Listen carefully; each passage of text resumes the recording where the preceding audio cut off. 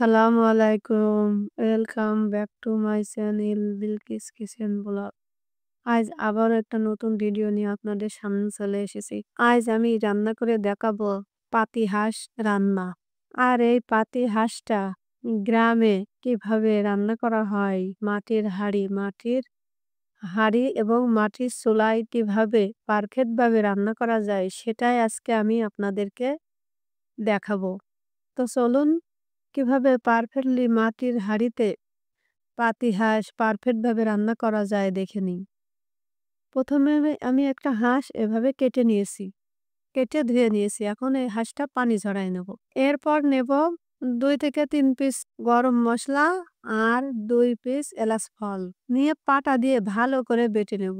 এভাবে ভালো করে বেটে নেব। এরপর দেব এখানে 1 চামচ জিরা। জিরাটাও এই মশলার সাথে ভালো করে বেটে নেব। শীতকালে গ্রামে মাটির চুলায় মাটির হাঁড়িতে হাঁসের মাংস রান্না করে খাওয়ার মজাটাই আলাদা। আর এটা টেস্ট এত ভালো হবে যে না খেলে বিশ্বাসই করা যাবে না যে এটা এত মজার। তো এখন মশলাটা বাটা হয়ে গেছে, উঠাই নেব। এরপর নেবো একটা বড় রসুন, এভাবে বেছে নিয়েছি। এখন এই রসুনটা বেটে নেব। এরপর এখানে বড় একটা পেঁয়াজ কুচিয়ে রেখেছি, সেটা দিয়ে দেবো। দিয়ে রসুন আর পেঁয়াজ ভালো করে বেটে নেব। গরম মশলা আর রসুন, পেঁয়াজ, শুকনা মরিচ এভাবে বেটে যদি মাংস রান্না করা হয় তাহলে মাংসের টেস্টটা অনেক কিন্তু বেড়ে যায়।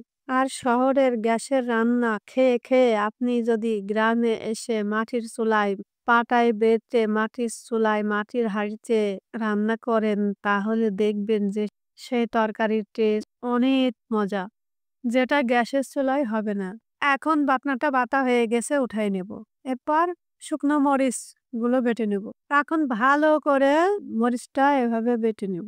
আর গ্রামের মানুষ কিন্তু গুঁড়া মরিচটা খেতে পছন্দ করেন না, এরা কিন্তু শুকনো মরিচ বেটে খেতেই খুব পছন্দ করে। মরিচটা বাটা হয়ে গেছে, এখন উঠাই নেব।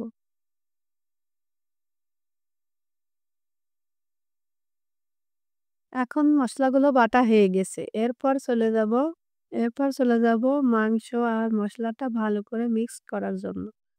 আর এই মাংসটা রান্না করার জন্য আমি একটা মাটির হাঁড়ি নিয়েছি। মাটির হাঁড়িটা ভালো করে পরিষ্কার করে নিয়েছি। এখন মাংসটা আগে থেকে ধুয়ে রাখা মাংসটা হাঁড়িতে দিয়ে দেব। এরপর দেব পেঁয়াজ কুচি,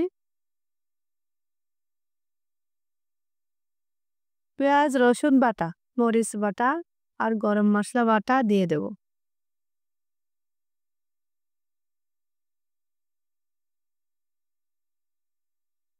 আর দিয়েছি কয়েক পিস এই যে আস্তা রসুন।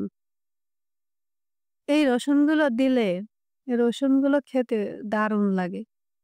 এইজন্য সবসময়ই হাঁসের মাংস কিংবা এমনি মাংস রান্না করতে গেলে এই রসুনগুলো যদি আপনি দেন, খেতে কিন্তু দারুণ লাগে। আর এই রসুনের কিন্তু অনেক উপকার আছে। এইজন্য রসুনটা এভাবে খেলে খুবই ভালো। এরপর দেব পরিমাণ মতো তেল। এরপর দেব স্বাদ অনুযায়ী লবণ। আর দেব 2 চামচ হলুদের গুঁড়া। এখন সব উপকরণ তেল মাংসের সাথে এভাবে হাত দিয়ে ভালো করে মেখে নেব। এভাবে ভালো করে মাংসটা মেখে নিতে হবে। যত ভালো করে আপনি মাংসটা মাখবেন তত কিন্তু মাংসের স্বাদটা ভালো হবে। মাংসটা মাখা হয়ে গেছে, এখন হাত ধুয়ে অল্প একটু পানি দিয়ে দেবো। খুব বেশি পানি দেবো না, অল্প একটু পানি দেবো। দিয়ে মাংসের সাথে এভাবে একটু মেশাই দেবো। মেশাই দিয়ে ঢাকনা দিয়ে এভাবে ঢেকে চুলোয় দিয়ে দেবো। মাটির চুলায় মাটির হাঁড়িতে হাঁসের মাংস রান্না করা যে কত টেস্ট হয় এটা না খেলে বিশ্বাসই করতে পারবেন না। আর আমরা যারা শহরে থাকি তারা যখন গ্রামের বাড়িতে বেড়াতে যাই তখন মাটির হাঁড়িতে মাটির চুলায় নাকড়ি দিয়ে তরকারি রান্না কিংবা গোশ রান্না স্বাদটা দ্বিগুণ কিন্তু বেড়ে যায়। 10 মিনিট হয়ে গেছে, ঢাকনাটা উঠায়ে এই যে আমার মাংসটা কষানো হয়ে গেছে। এখন একটু নাড়াচাড়া করে এ পর্যায়ে কয়েক পিস আলু দিয়ে দেবো। আপনারা চাইলে কম বেশি পানি দিতে পারেন। আমি এই মগে ৪ মগ পানি দিয়ে দিয়েছি।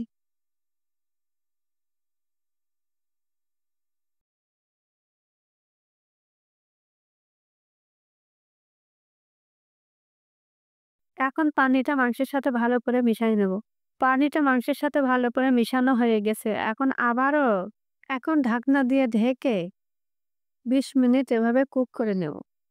এই ২০ মিনিটের মধ্যে অবশ্যই মাঝে মধ্যে নাড়াচাড়া করে দিতে হবে। তা না হলে নিচে থেকে ধরে যেতে পারে। এজন্য মাঝে মধ্যে এভাবে নাড়াচাড়া করে দেব।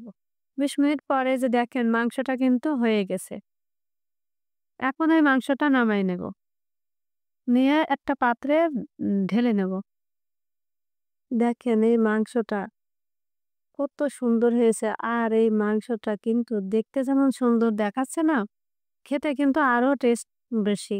তো বুঝতেই পারছেন মাটির হাঁড়িতে মাটির চুলায় হাঁসের মাংস রান্না কতটা টেস্ট হবে।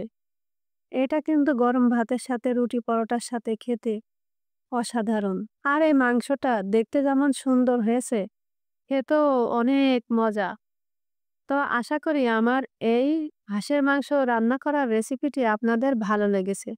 আর যদি ভালো লাগে তাহলে লাইক, কমেন্ট দিয়ে আমার চ্যানেলটাকে সাবস্ক্রাইব করে আমার চ্যানেলের পাশে থেকে যেতে পারেন। আজকের মতো এখানে শেষ করছি। আল্লাহ হাফেজ।